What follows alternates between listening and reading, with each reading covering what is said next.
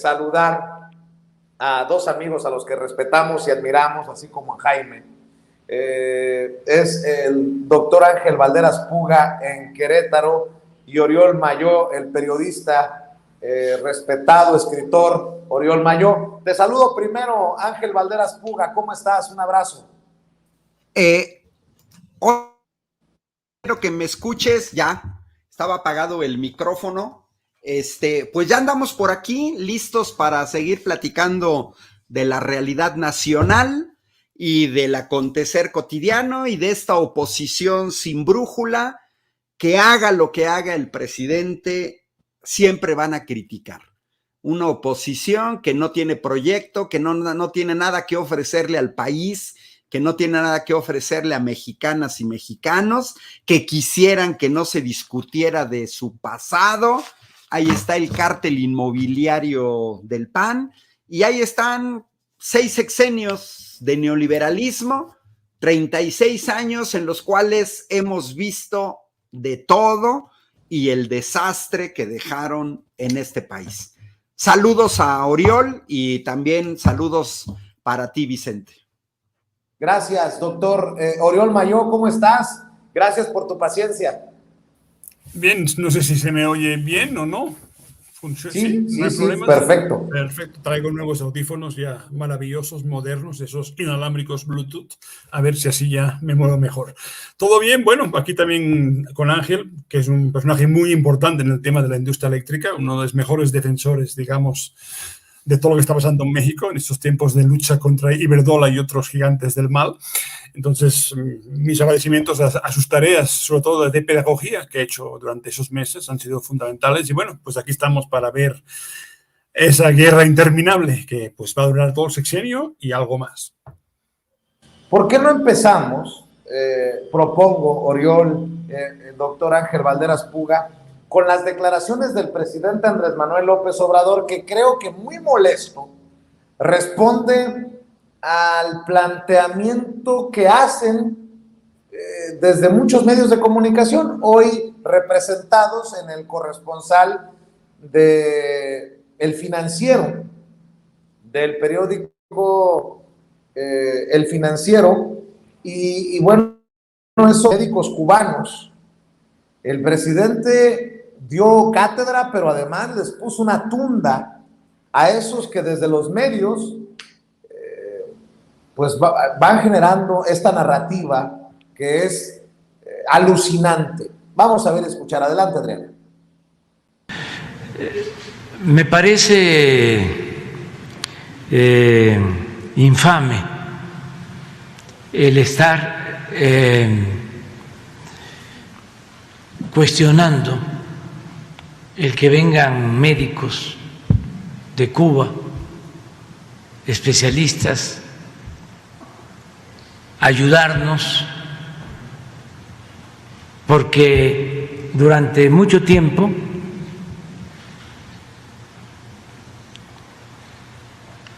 se abandonó la educación pública y no se formaron en México médicos suficientes ni especialistas. Y la culpa de que no tengamos médicos y no tengamos especialistas en particular es de los que se dedicaron a saquear, a robar al país, a los que apostaron a privatizar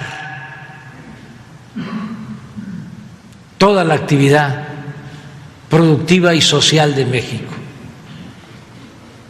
Y esos mismos... A esos hay que sumarles también, mi querido Ángel Valderas Puga, Oriol Mayó, a esos que callaron por lo que se hacía o no se hacía en los gobiernos neoliberales y que hoy exigen explicaciones por haber contratado ya a los primeros médicos cubanos. Mezquino, dice el presidente, entre muchos otros calificativos que le da a esta narrativa. Escucho tu opinión, doctor Ángel Valderas Puga. Pues mira, saludos a Oriol, me imagino que está en Barcelona o al menos en algún lugar de Cataluña. Quisiera compartirles una lámina de lo... Ahí está, mira, ahí está. Creo que estos datos dicen más que 1000 palabras, Vicente. ¿De dónde es el documento? Indicadores de salud de la OCDE, 2019, previo a la pandemia. Se publica en 2019, los datos vemos en 2017. ¿Qué es lo que estamos viendo? Es el promedio de médicos formados en el extranjero y que trabajan en determinados países. En otros países no tenemos una oposición pedorra que critica por criticar. Mira, ve, Vicente, 60% casi, 57.8% de los médicos que trabajan en Israel se formaron en el extranjero. Más del 40% en Nueva Zelanda, en Irlanda. 4 de cada 10 médicos que trabajan en Nueva Zelanda y en Irlanda vienen del extranjero. Noruega, casi 40%. Suecia y Suiza, 35%. Promedio de la OCDE, 17%. Figura de la derecha, también enfermeras. Una cuarta parte de las enfermeras que trabajan en Nueva Zelanda y en Suiza se formaron en el extranjero. El porcentaje es un 6% en el caso de los países de la OCDE. Ok, pues ahí está. Datos contundentes. En otros países no se problematiza la llegada de médicos extranjeros. No se problematiza. Los necesitas, los contratas. En el caso de México, estamos hablando que 500 médicos cubanos no llegan ni siquiera al 1%. Entonces, mientras en los países de la OCDE se tiene un promedio del 18%, en México se hace un escándalo por un 0.1%. Segundo elemento, y con esto cierro para darle espacio a Oriol. Yo viví 2 años en España, hice mi doctorado en Alicante, pero además conozco España. Y bueno, el sistema de sanidad europeo no es el que nos dejaron los neoliberales en México. Y aquí van 4 datos duros esenciales.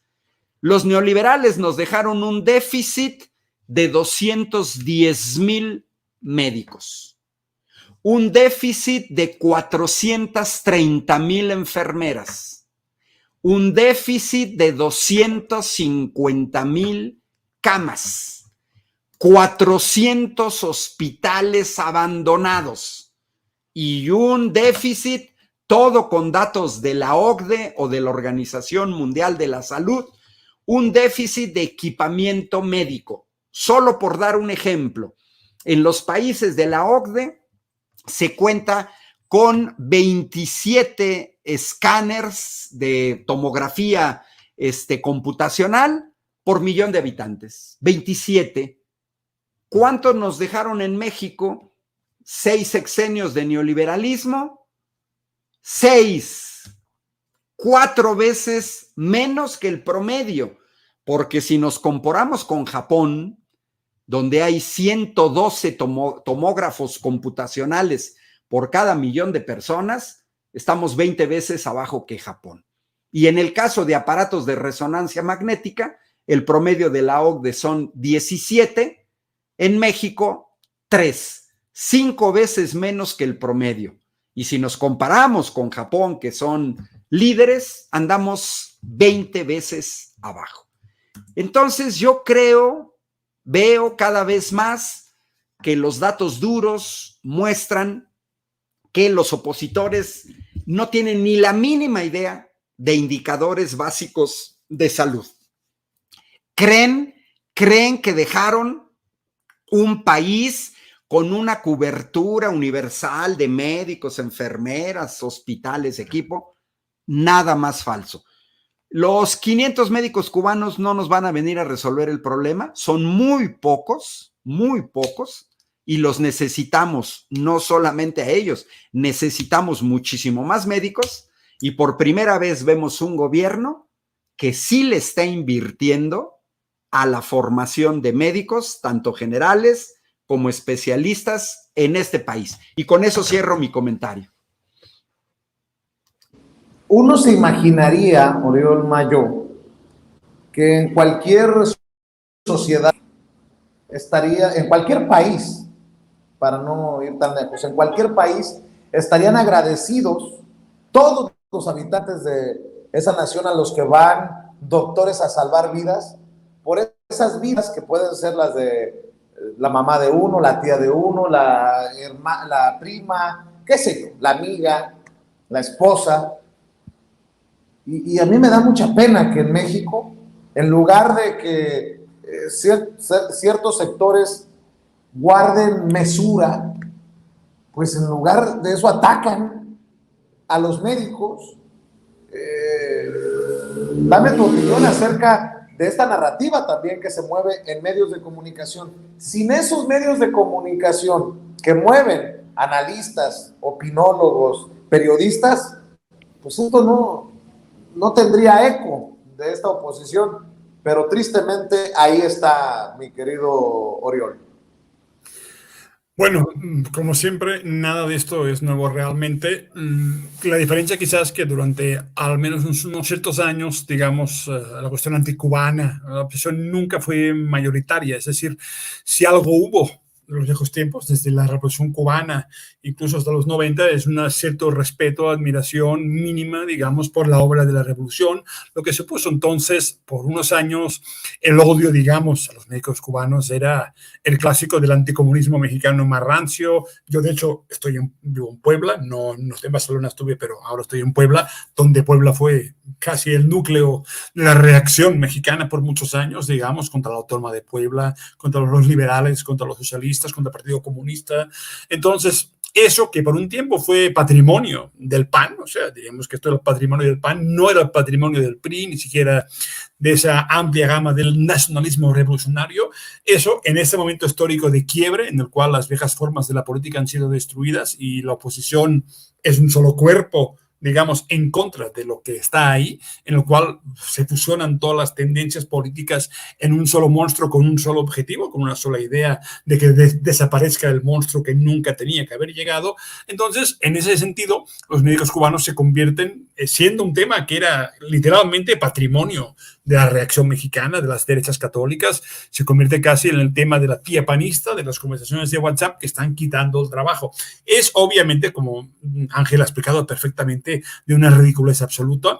Los mejores sistemas de salud pública del mundo reciben, por cierto, gente de todo el mundo, no me recuerdo exactamente ahora, por cuestiones médicas, familiares, en el Hospital Clínico de Barcelona, que es un hospital mezcla entre universitario, público, digamos, ahí hay gente de todo el mundo, sobre todo de gente de México, de Colombia, y obviamente es lo más normal del mundo. En este caso es un acuerdo con el Estado cubano. No habría en realidad, como dijo, por las cifras ninguna relevancia. Es una forma, son bien conocidos por su aprendizaje, por estar en todo el mundo prácticamente trabajando, y entonces realmente no hay nada. Ahora bien, también ahí se ve un poquito, y eso hay que decirlo, que en el aparato médico tradicional de los médicos formados en el IMSS, como en general, por tradición, se convierten en clase media profesional y acaban convirtiendo o mimetizándose con el ambiente de su entorno de clases medias, acaban casi siempre en un discurso, y eso es muy curioso, contra el estatismo, contra lo público, siendo que su nómina, su jubilación, todo depende del sistema público creado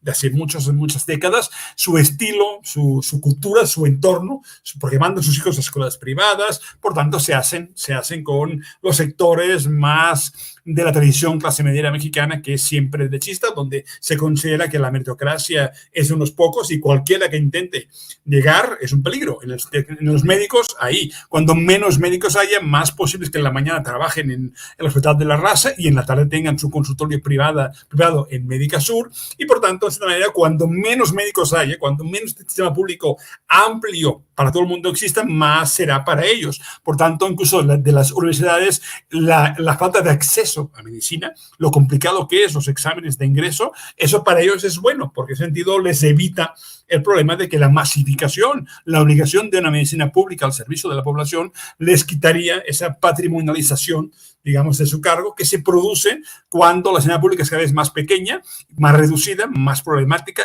y ellos también viven simultáneamente, digamos, del negocio privado, como todos sabemos en las tardes, cuando hablan de lo que es algo que es muy ridículo, como todos sabemos, cuando hablan de que mejor opérate en el Ángeles, oiga, su cirujano trabaja en la mañana en el IMSS.